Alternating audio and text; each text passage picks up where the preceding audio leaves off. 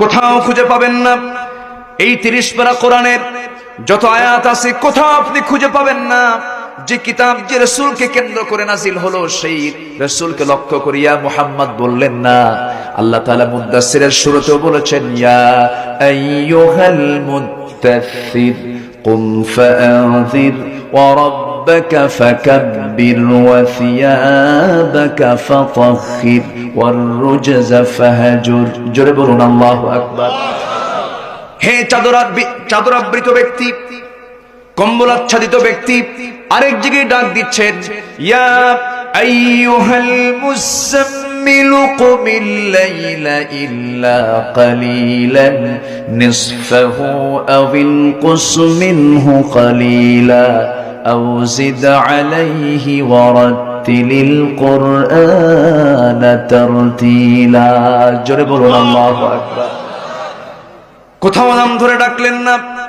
এত সম্মান আল্লাহ তাকে দান করেছেন। তিনি এমন কিছু আল্লাহ পাক তার মাধ্যমে মুআজিজা ঘটিয়েছেন। এই আকাশের চাঁদ দ্বিখণ্ডন করেছেন কোন ব্যক্তি? বলেন বলেন বলেন। মুহাম্মদ সাল্লাল্লাহু। কার ক্ষমতা? বাস্তবায়ন করেছেন রাসূলের মধ্য দিয়া। নবুয়তের চ্যালেঞ্জ যখন দিয়েছিল, ইন কুনতা নাবিয়ান হাক্কা, তুমি যদি সত্যিকারের নবী হও এই আকাশের চাঁদ একটু দ্বিখণ্ডন করে দেখাও তো। এই প্রশ্ন আবু জেহেলরা করেছিল।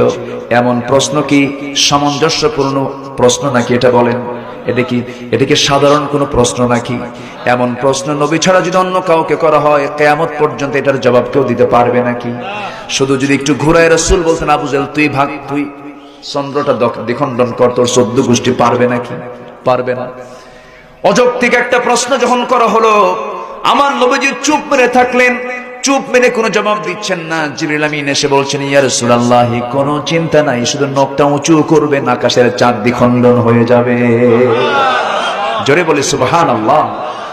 শুধু চাঁদ দ্বিখণ্ডনই হয়নি, আমার রাসূলের যখন জন্ম হয়, রাসূল যখন জন্ম নেন, জন্মের আগেই তো বাপ চলে গেছে।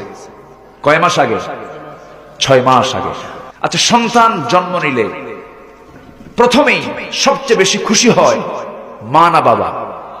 বাবাই তো খুশি হয়, মা তো হুঁশ নাই। সন্তান ডেলিভারি হওয়ার পরে মেজাজ ঠিক থাকে না, কষ্ট হয়, যন্ত্রণা হয়। কিন্তু সন্তানটা যখন বাবার কোলে আসে, বাবাটা খুব খুশি হয়। সন্তান হওয়ার সঙ্গে সঙ্গেই আমিনার কান্নার থামে না, চোখের পানি গড়ে গড়ে পড়ে, তার কান্না থামে না, অঝরে ঝরায় পানি পড়তেছে। হারে আমার ফুটন্ত চাঁদ আমার গর্ভ থেকে পৃথিবীর জমিনে চলে এলো।